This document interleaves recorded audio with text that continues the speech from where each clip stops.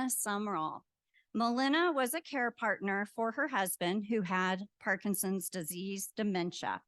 He passed away in 2015. Malenna started volunteering at the UC Health Neuropalliative Clinic in 2017 as a peer navigator. In 2019, she started a virtual weekly support group for care partners. She has served on 2 advisory councils for research related to neuropalliative care. She currently serves on an advisory council sponsorship by the Family Caregiver Alliance and the membership committee of the International Neuropalliative Care Society. Malenna has also been co-author on several journal articles related to various research projects, including one that was recently published in the Lancet Neurology Journal. So Malenna is a wealth of knowledge and experience, and we're very lucky to have her here today. Let's provide a warm welcome to Malenna.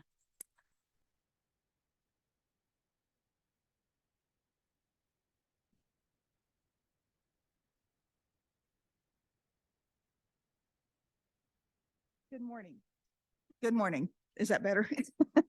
Yeah, it's great to be with you. And I hope you've realized sometime during this month that it's your month and that somehow or another you've treat yourselves somehow, so celebrate it or whatever. So the title of my talk is You and Your Own Self-Care. It's different for everybody. And I think it's really important that we kind of learn that that's the truth and then learn how to manage as we go through. I'm kind of wondering, why am I the person here? Because, yes, I was a care partner for my husband. He's been gone for 8 years. So my experience was a long time ago. And honest to goodness, I probably didn't do much of anything right in terms of self-care when I was doing it. So, maybe I've learned some things along the way and we can kind of plow through that. This quote about self-care is not self-indulgence. It is self-preservation. I think that's really important that you realize how important that is. And the other thing we know about self-care is that it is not a one-size-fits-all proposition, right? So I wanted to start first by talking about what it's like to care for somebody with Parkinson's, and then we can talk about how that impacts you and what you can do about it. So you may have seen an iceberg that represents, and usually it will say the things that you can see about Parkinson's, the things that you can't see. I think it's better to talk about the things that you recognize as symptoms rather than see them, because some of them you don't see. You don't see that somebody's got pain. They feel it, but it's not something that everybody can see. So there are certain symptoms that are pretty prominent and everybody pretty much recognizes those, the tremors, balance, and those things.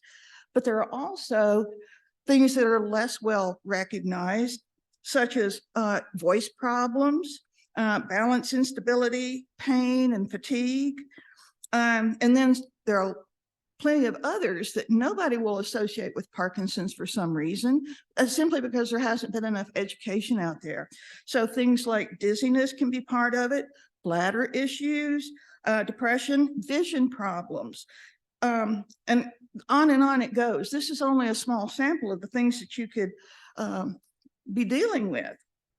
So one of the things that happens is that people, when they don't recognize it as part of Parkinson's, is that they'll go to maybe a different doctor besides the neurologist, maybe their PCP, or if it's pain, but that might be PCP also. The eye problems, you might just go to your eye doctor, but it's really important that once you recognize these symptoms that you talk to your neurologist first, because other doctors may not understand how Parkinson's can affect the things that you're dealing with, and your neurologist can at least give you referrals to the best places to go, even if it's something that they can't treat themselves. It's also important for doctors to recognize, not necessarily the neurologist, although I actually had a neurologist with my husband who was not really good at recognizing Parkinson's symptoms. But other doctors, it's important for them to understand these things. And it's also important for people who haven't been diagnosed to be aware of these symptoms, because maybe if they knew about that, they might get treatment earlier. So I think these are pretty important. And like I said, this is just a sample. So you can find other information about especially non-motor symptoms. So there's this concept called the total pain of Parkinson's. This slide is intended to represent what's true for the person with Parkinson's, but I think a lot of these things, if you look over all those symptoms and issues, they certainly talk to the care partner's needs as well. If you look at the emotional things on there, you know, we certainly have anger and frustration. Social, we feel isolated. You can just look through all this and just recognize, yeah, that happens to me too. Even under the physical, which I didn't highlight, you know, it talks about insomnia and fatigue. Well, yeah, we know about that too, don't we? So I think it's important to recognize the kinds of things that are impacting you. And one of the other things that I recently heard is that another one of the practical issues that you might face is the time spent on medical issues. The time that you have to spend going to the doctor, to the appointments, making the appointments, the time spent getting your drugs and so forth. You can really add up a lot of your time just dealing with those things. And so is there a way to make that a little bit easier? If you look a little bit further at the impact on care partners, well, how many of you have ever felt a little bit guilty about something? Yeah, I think that struck a note. Stress for sure. You know, there's always stress, and plenty of stress can lead to burnout. If a care partner has their own health issues that are really a problem, then that can prevent them from actually taking care of the person, or certainly spending as much time with them. We have a loss of independence as it goes on. We are kind of tied down to whatever we're trying to do for our care partners. And you can have a loss of your own goals. You may have had, some of us had to retire early. I did.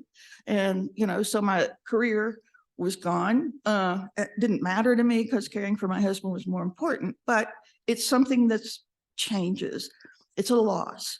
You might have had in your mind that you were going to travel and go all kinds of places, visit kids, whatever.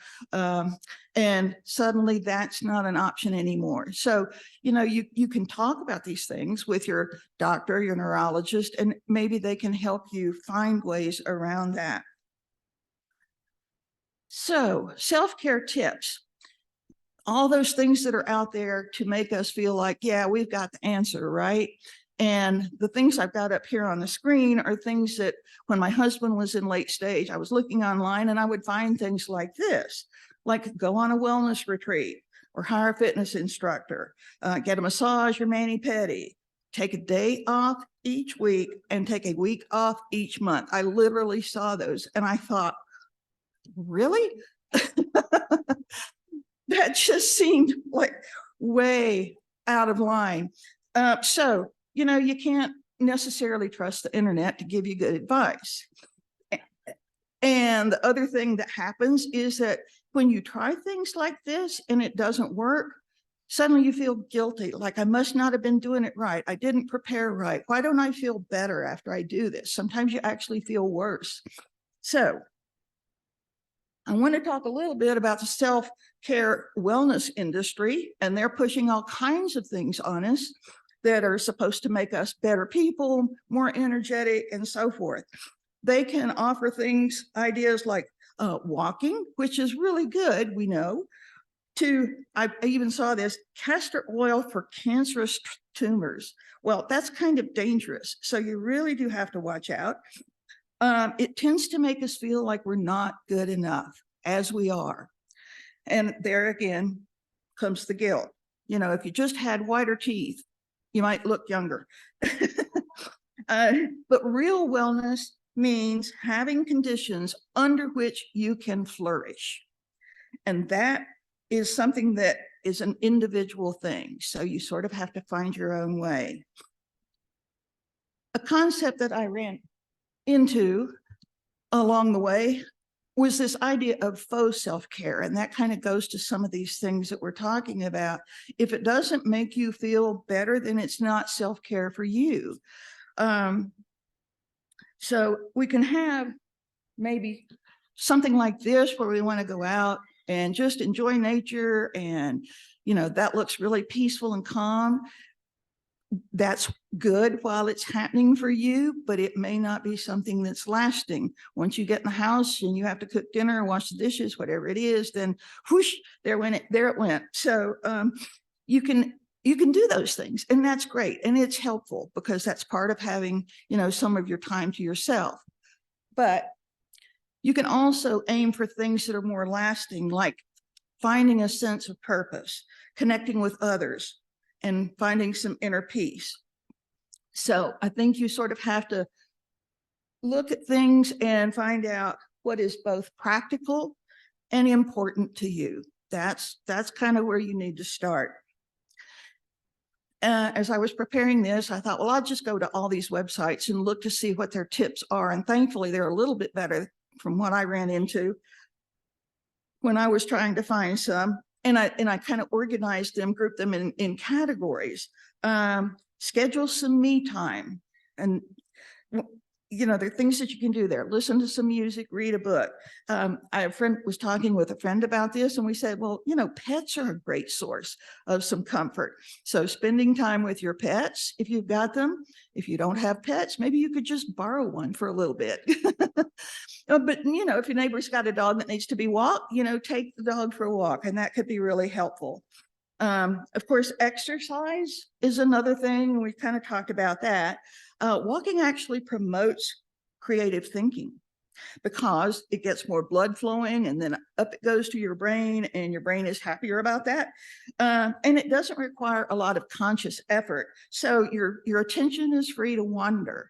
So it's a really good thing, and it's much better if you can do it in a quieter place. Let's don't go to downtown Denver to walk, because that's not going to be too, or along the interstate, but find a place that's kind of quiet, pretty, and so forth.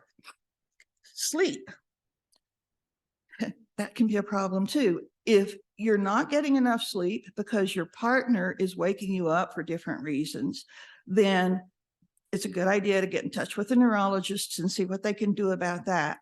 If you're not getting enough sleep because your mind is constantly worrying about, what you've got to do tomorrow, or did you do everything right today, then maybe talk to your own doctor and see if they can help you with that, or refer you to somebody that could. It's really, really important that you get your sleep. Finding help. I always tell people to go ahead and start getting help before they feel like they need it, before you're desperate. This kind of helps in two ways. It gets you acquainted, and it lets you kind of go through several people if you can't find the right match. But it also helps your partner get accustomed to having somebody in the home, and that can get to be a real problem. So I think it's a good idea to get it before you're throwing up your hands and you want to punch the wall. Support groups. Goodness knows, PAR has plenty of those, and I hope you're engaged in some of that. I think they still have some Zoom groups, right? So they're the virtual groups and in-person groups, and actually finding one specifically for care partners, I think, is a big help. So you've got plenty of people there with you who know what you're going through. You can all kind of support each other and advise, and that's a really good thing. Learning about Parkinson's. Well, we kind of went through some of the symptoms. It's really important that you understand as much as you can. And there are plenty of resources. PAR has them. So do other organizations like Parkinson's Foundation, Davis-Finney, PMD Alliance. And another place that you might want to look if you're dealing with dementia is maybe the Lewy Body Disease Association. They've got some good information too. Another thing that can help is planning for the future. You can ask your neurologist, where do you see this going in the next 6 months? What kinds of things do we need to plan for? That can be a relief, I think. So if you've kind of got an idea of what you might need to have in place, maybe you need a ramp, or you need to think about modifying your home in some way. Another thing I want to mention about this planning is that when you're planning your living will or your most form, the responses that you're going to give on that, it's really important that you ask your doctor or a nurse what the decisions you make mean medically. The lawyer will tell you one thing, and then it wasn't until I actually had the experience of a nurse explaining to me what those decisions meant, I thought, wow, I would not have known that if it hadn't been for them. So talk with them about that too. If you and your partner have different ideas about some of these things, you can always ask for it to be separated to talk about some of these important issues. Depression and burnout. We know that can happen too, certainly the burnout. I found a couple of scales that I'll tell you about in just a minute that you can look at and fill them out, and it kind of gives you some idea, not necessarily about how depressed you are on a scale or anything, but it gives you ideas to think about what are some of the issues you're facing. Finding time. Oops, and that's one of the scales. There it is. Yeah, and this one is one, and I made a list of resources specifically for some of the things I'm talking about, and there's a QR code that should take you to that list of resources. This is one that you can print out. It has a lot of things that you might not think of as actually being part of your stress. So I think that can be helpful. There's another one that is an online version, and I think that can be a good thing too. I couldn't, because it was an online, I couldn't get a picture of it, but you might want to look at those. Another thing I want to mention is managing your time. That's really important too.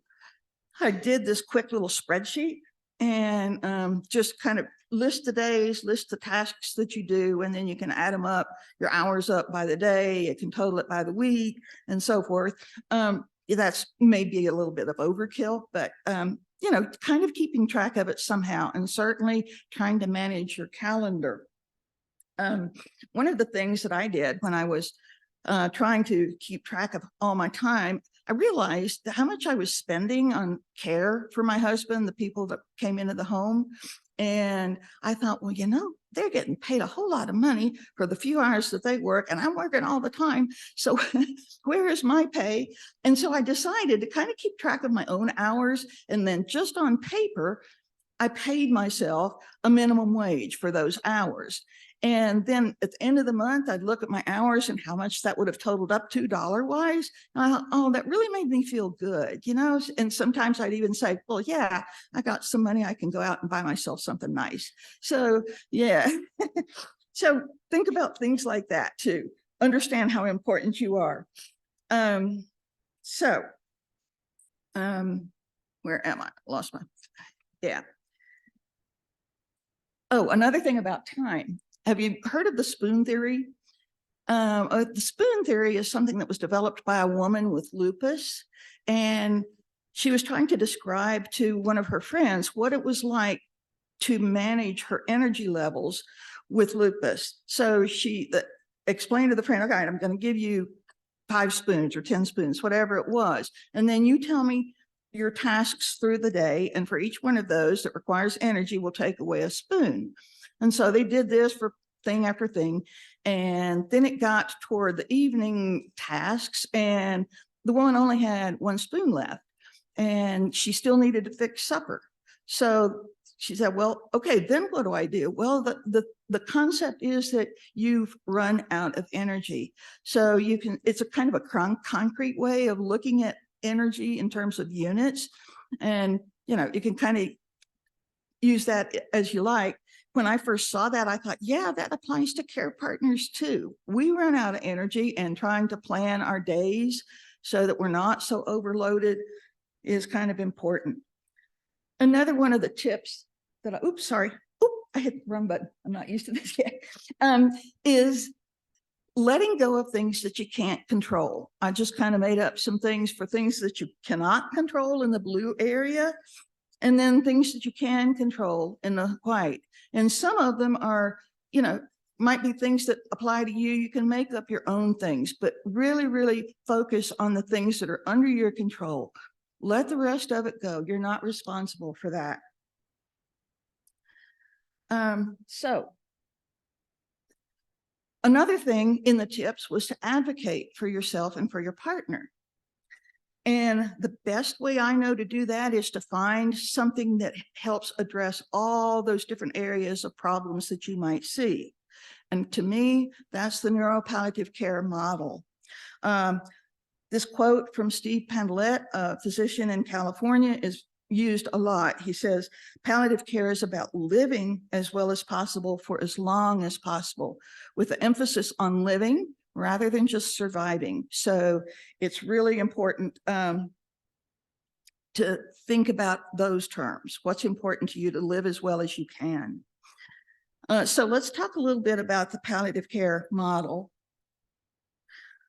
For one thing, it's person and family centered. That includes you. You're a part of this. It looks at the whole person.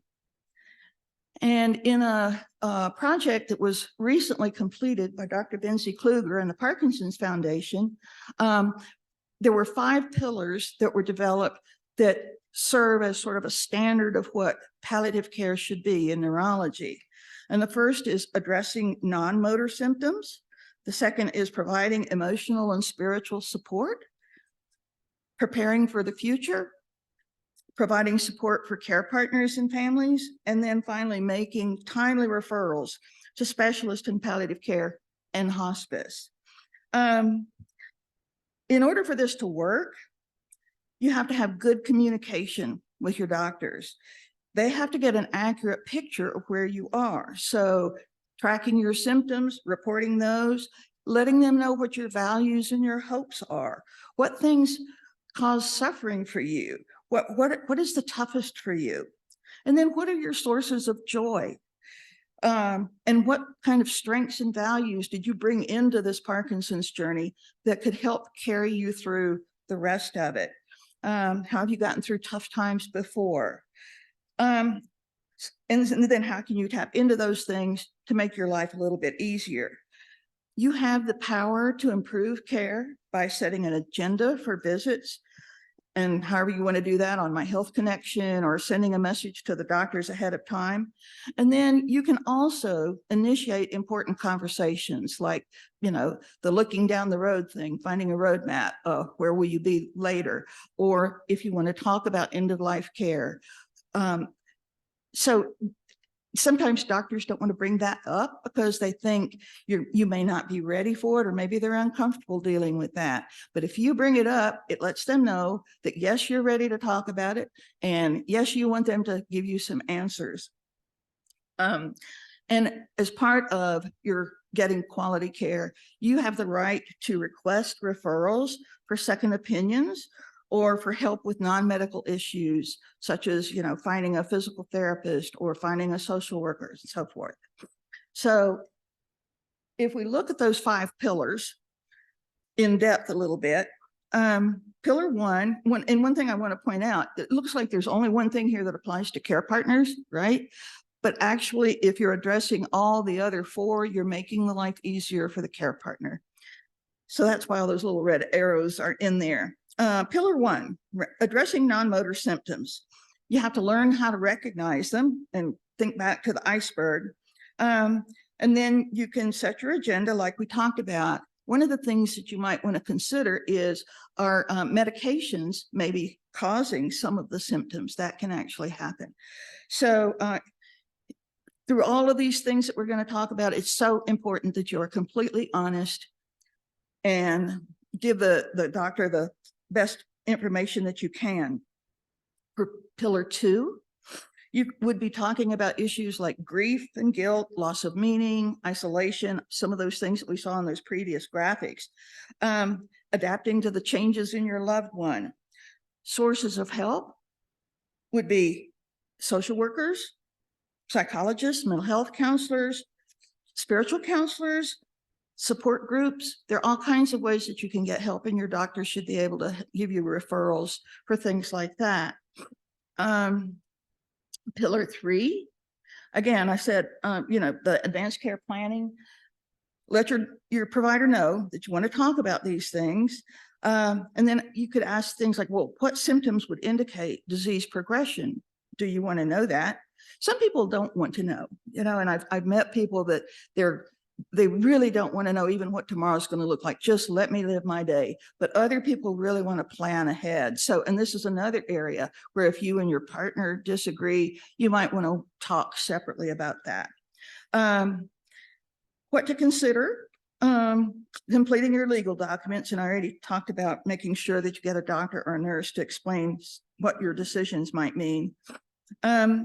Pillar 4, this is yours.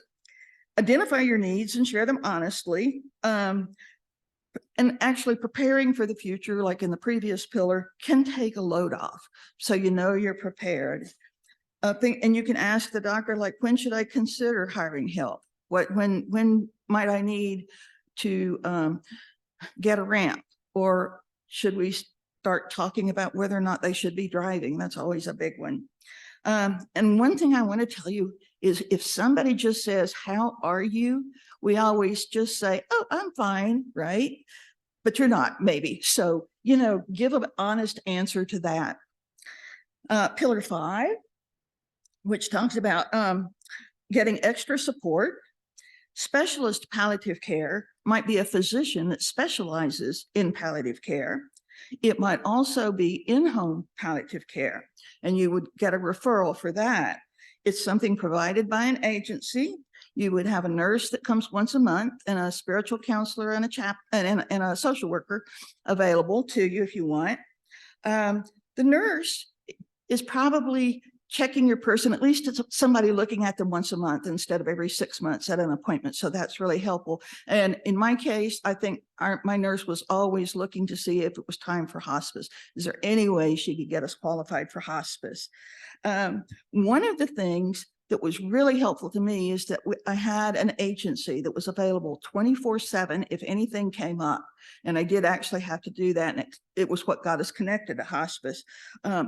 So they can answer your questions. You may not need to rush to the ER or whatever. And so it can reduce unnecessary trips to the ER or even hospital stays. Hospice is an extension of that. If your primary goal for care and treatment is that you don't want to have to go to the hospital anymore, it's just too hard and it's not worth it, then you might want to think about hospice as an option. It can actually maximize your time at home with family and friends, provides a lot of support. You have nurse visits weekly, and my nurse came twice a week. I know sometimes they come more than that or a little bit less. Social worker, chaplain are available. Again, there are a couple of things I want to mention here that can happen with hospice. Sometimes when you get hospice, they'll say, well, we have to take them off of Parkinson's meds because you can't have anything that's life-sustaining. Well, Parkinson's drugs are not life-sustaining. They can continue taking those drugs. So if you have to hold your ground on that one, do it. That's important. The other thing that will happen with hospice is that you will get a kit full of medications. And one of the things in that kit is Haldol, and it is contraindicated for people with Parkinson's. Instead of calming them down like it does for everybody else, it makes them more agitated. So if you get a kit and you see the Haldol in there, take it out, put it someplace else, or give it back to the agency and say, we can't do this. And if they argue again, stand your ground, because that's important. Something I probably should have mentioned a little bit before that would help with this, but also hospital visits, is the Parkinson's Aware and Care Kit from the Parkinson's Foundation. And if you don't already have that, that can be really, really helpful.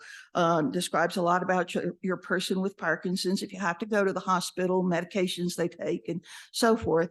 I actually had one and took it to the hospital, and the hospital we were at, they said, we don't need this. And in the process, they took my husband off of some of his meds, and it was just horrible. So again, another place to stand your ground. So, where do you find this kind of care? We're lucky right here in the Denver area because it's right up here at UCH, and I'm not sure. I think other places offer it as well. But if you're trying to look for a palliative care provider, there is this website, and I just put in my zip code. It's getpalliativecare.org, and that's in your resources as well. The interesting thing was when I looked at this, it mentioned UCH and it mentioned Pikes Peak, probably, I guess, down in Colorado Springs, and everything else was like hundreds of miles away. I think the reason for that is they only list places that have registered with the organization. So you may not be able to find what you want, but like I said, again, there's plenty here in the Denver area. And then I found this website. If you're looking for therapists or maybe social workers or whatever, Find a Therapist, sponsored by Psychology Today, is one of the sites that you can look at. And that you might be able to find somebody that can help you out there. And then here's this. This is an organization I had not heard of. I learned about it at a conference a couple of months ago. It's called Synapticure. And what it does is provide telemedicine in all 50 states for people with neurologic disease. It was started by somebody who had ALS, and now they branched out and they do have care for Parkinson's. And I met this woman that you see in the picture at that conference. She was the one telling me about it. And she said, probably the best way to use their service is to have it as something in between your regular doctor's visits. And that would be great. But the other thing that happens, I think, is as you get closer to the end, it just gets to be practically impossible to get up and get to the doctor. And if you're not already getting in-home palliative care or hospice care, then this is something that could sort of fill that gap. They say that they can have a neurologist available in 2 weeks to talk with you. So I think that's a wonderful idea, and I think it's an idea that's going to spread.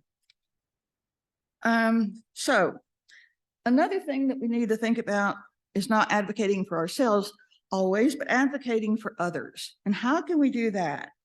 Well, you can participate in a support group or sponsored activities, and PAR has plenty of those. Michael J. Fox does. There's all kinds of things that you can do in that sense. You can volunteer with a local or national organization, even an international organization that I'll explain in a minute. PAR has opportunities to do that. Parkinson's Foundation, PMD Alliance, Davis Finney, and the Lewy Body Disease Association as well. The International Neuropalliative Care Society is something that's relatively new. It was started by Dr. Benzie Kluger about 3 years ago. I've been a member since it started, and I'm now on the membership committee.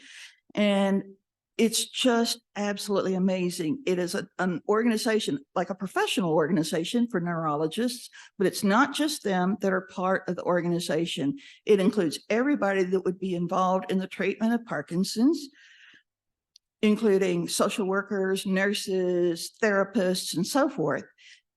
But the best thing for me is that it includes patients and care partners and family members. We have our own special little group. And I've been leading a task force of some of these people in the last year or so, because they really, really, really want to know what it's like for us. So I think that's a great way to get involved. I think you'd be kind of surprised. And they want people like us on committees that they've got. Almost every single committee would be a place that would welcome your efforts. Another thing is to participate in research, either as a subject or on advisory councils like I've done. And that has been a wonderful experience, just paying attention to how these researchers, medical researchers, do their research and learning from that, but also realizing how much our voice has in terms of guiding that process. I'll never forget, in one of our advisory council meetings, one of our people who had Parkinson's said, whenever he went to the doctor, he'd always, and they made him walk down the hall, and he'd always be like standing up as straight as he could, and trying to look as good as he could. And so we started talking about that, and we came up with the concept of holding back, that people do hold back instead of being frank and honest. And that actually, at that point, became a part of the project, and interviews would ask people about that. So it actually became a focus. There's actually now, I think there's a paper that's been written that will be in a medical journal that's in the process of being published. It was that important. The other thing I want to mention about some of these organizations is that if you look on YouTube, you can find a wealth of information, lots of good videos. The Parkinson's Foundation has a series called PD Health at Home, which is wonderful. The INPCS has a place on YouTube, and they are now uploading sessions from their conference that was held in 2022, which was all virtual. So everything was obviously online and recorded. So you can find some of those topics may not interest you, but some of them are pretty good, and you might really want to watch some of them. So what is it that you're doing? How are you making a difference? Well, you're providing a lot of emotional support, another set of eyes and ears. You're doing physical care and really, honestly, nursing tasks, safety and supervision, and companionship on a journey. That it can be really lonely, even if they have you. But if they didn't have you, where would they be? So through your actions, what happens is you allow people to stay at home if they want to, being surrounded with family and friends, and participate in activities that matter. And the result of all that is, boom, improved outcomes. It actually makes them improve some. If you weren't doing that, they would not be making as much progress. So you know what? Because of that, I think you're heroic. I think you absolutely do a fabulous job. And I don't know how often you pat yourself on the back and say, yeah, I'm doing a good job. Think about yourself in those terms, because you really, really are amazing. And you're so amazing that you actually have your own Bill of Rights. And I know that's really tiny. I'll go through it real briefly. And again, it's on my list of resources. But you have the right to take care of yourself. You have the right to get help, even if your partner doesn't want you to. You have the right to maintain facets of your life, to get angry and depressed, and to express those feelings in some nice way, to reject any attempt to be manipulated, to receive consideration and affection and forgiveness, and to take pride in what you're doing, to protect your own individuality, to expect and demand that as new strides are being made to help patients, that similar strides are being made in terms of care partners. And then this particular list, which comes from Family Caregiver Alliance, they had a thing at the end where it was just a blank line, and it says, just insert your own. Anything that you have a right to do that to expect, then you can add your own, maybe more than one, whatever it is. And then they say, read this list to yourself every single day so that you can realize how empowered you really are. So I read this thing, and I have no idea how accurate these numbers are, but I thought it was kind of interesting. The number of times a person craves a hug in a day is 13. The number of seconds that the average hug lasts is 9.5. But the number of seconds needed for a hug to have medical healing properties is 20 seconds. So what's the lesson there? Hug long and hug often. All right, so there is a QR code that will have my resources on there, and what you're looking at on the left side there is what it will look like. That's not the full list of the resources, but it's all I could squeeze on the screen. So I hope you'll be able to find the ones that help you, and I wish you all the luck of the world, and do pat yourselves on the back a lot. Okay, thank you.